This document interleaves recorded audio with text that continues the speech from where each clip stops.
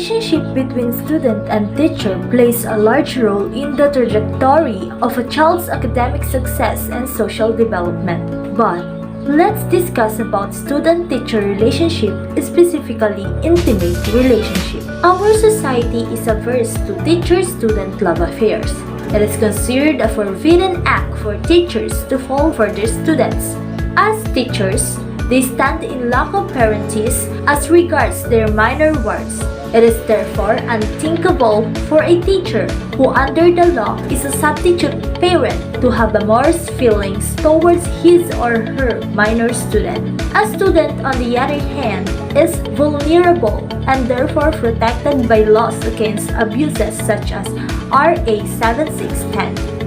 Or the Special Protection of Child Against Abuse, Exploitation and Discrimination Act, and RA 7877, or the Anti-Sexual Harassment Act of 1995. In compliance for acts of lasciviousness or rape, when there is proof that the victim and the accused are lovers, what operates is the theory that the sexual act was consensual and therefore there is no crime. This is known as the sweetheart theory. However, in the case of People v.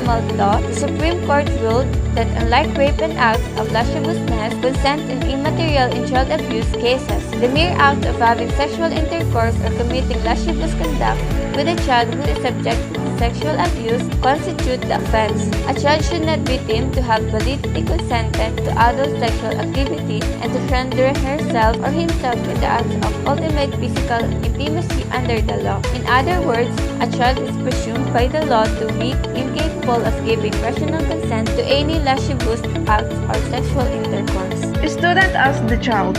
The public policy against teacher-student relationships is clear when the student is a minor but not when the student is already of majority age. Children as defined in Republic Act 7610 refer to persons below 18 years of age or over but are unable to fully take care of themselves or protect themselves from abuse, neglect, cruelty, exploitation, or discrimination because of a physical or mental disability or condition. But DepEd's Child Protection Policy or DO40 series of 2012, which also protects its students from all forms of child abuse, provides for a different definition of a child. Under this DepEd policy, the term child includes those who are 18 years of age or older but are in school. This policy expands the definition of a child under Republic Act 7610 and Republic Act 6809, which states that majority commences at the age of 18 years. Does this mean under DepEd Child Protection Policy, a basic education student of majority age may also file an administrative complaint for child abuse against the teacher? Students getting older, teachers getting younger. Because of the present senior high school curriculum implementation, students are getting older and teachers are getting younger.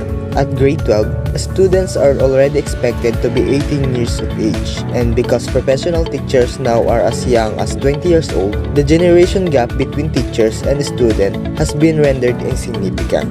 A lot of them now belong to the same generation of millennials, and this phenomenon has increased the incidence of teacher-student relationships. So, how should schools look at the student-teacher relationships? When the teacher is married, it is both illegal and immoral to maintain a relationship with the student. When the student and teacher in a relationship engage in PDAs or public display of affection in school, it is also easy to cite them for immorality and inappropriate behavior. When there is a proof that a sexual relationship exists and the student is a minor, a crime exists under Republic Act 7610 and consent is not a defense. But what if there is no PDA in school, no proof of illicit or sexual relations, and there is mutual consent between two adults who are both single?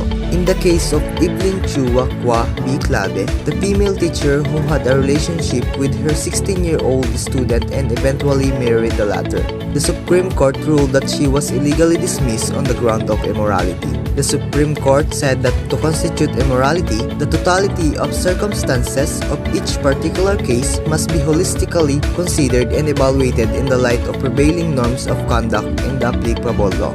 Immorality is a factual question that should be determined in the circumstances surrounding every case and cannot simply be presumed. This case is known for the Supreme Court's pronouncement, borrowing the quote from French philosopher Blaise Pascal, saying, "If the two eventually fell in love despite the disparity in their ages and academic levels, this only lends substance to the truism that the heart has reasons of its own which reason does not know." Effects of social media applying the totality of circumstances in student-teacher relationship cases in this day and age is problematic for school administrators. This is because student-teacher interaction is no longer limited in campus. They now interact in social media and beyond school hours. And when both the student and teacher belong to the same generation and their age difference is irrelevant, the moral ascendancy or influence can no longer be presumed, especially when they interact not such student and teacher but simply as person feeling or attraction and admiration among the almost inevitable. Ultimately, how a student-teacher relationship is addressed depends on the school consistency in implementing its own policies and standards on morality and appropriate behavior. The school's duty to preserve both the integrity as education institution and that of its teacher and the responsibility to act in accordance with the best interest of the student will always be the primary consideration above all else. Now, let's take a look on the Code of Ethics for Professional Teachers. Article 8, the teachers and learners, is stated in the Section 4, a teacher shall not accept favors or gifts from learners, their parents, or others in their behalf in exchange for requested concession, especially if undeserved. As codified also in the Code of Professional Practice and Conduct for Educators, which states in Section 4, Article 10 that professional educators shall exert reasonable effort to protect the student from conditions which interfere with learning or are harmful to the student's health and safety. For purposes of professional discipline, the PSPC interprets the term sexual misconduct very broadly.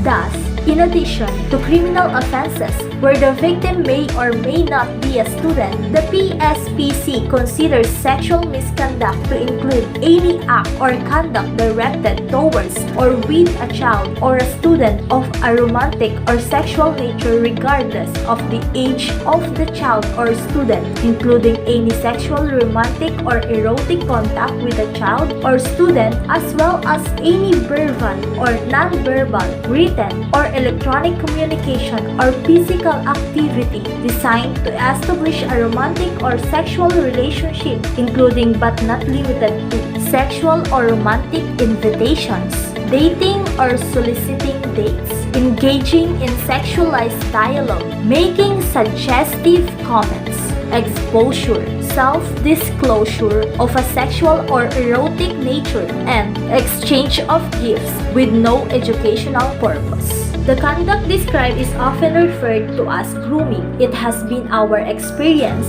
that when a teacher enters into an inappropriate relationship with a student, the teacher violates the recognized student-teacher boundary and thereby redefines the boundary inappropriately. So, does the Code of Ethics prohibit teacher and student to fall in love with each other? It is stated in the Code of Ethics, Article 8, Section 7 that in a situation where mutual attraction and subsequent love develop between teacher and learner, the teacher shall exercise utmost professional discretion to avoid scandal, gossip, and preferential treatment of the learner. It means that having intimate relationship between a teacher and student is clearly prohibited to maintain professionalism. What if a teacher and a student have an intimate relationship? What action might be done in a right and ethical way? If teacher and a student have an intimate relationship with each other, it must be done in ethical way according to the Code of Ethics of Professional Teacher, which is stated in Article 10, Section 4, meaning a teacher who involved in romantic relationship with a student must acknowledge and secure the protection and safety of his partner from a judgmental word to avoid some issues. He must be a role model to his partner to improve themselves and gain progress from learning and academic aspects. He should not be the cause of student's life to be ruined. Additionally, teacher-student intimate relationship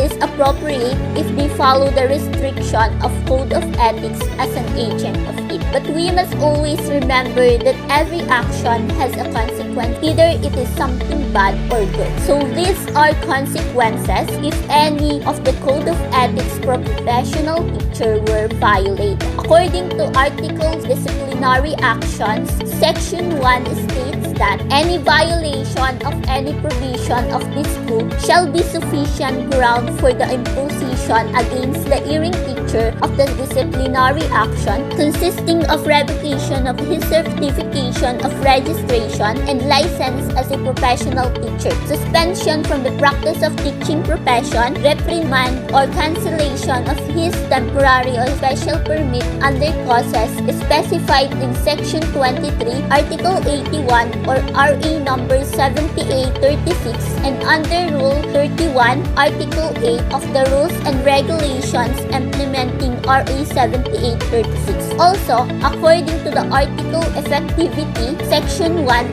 states that this code shall take effect upon approval by the Professional Regulation Commission and after 60 days following its publication in the Official Gazette or any newspaper of general circulation, whichever is earlier.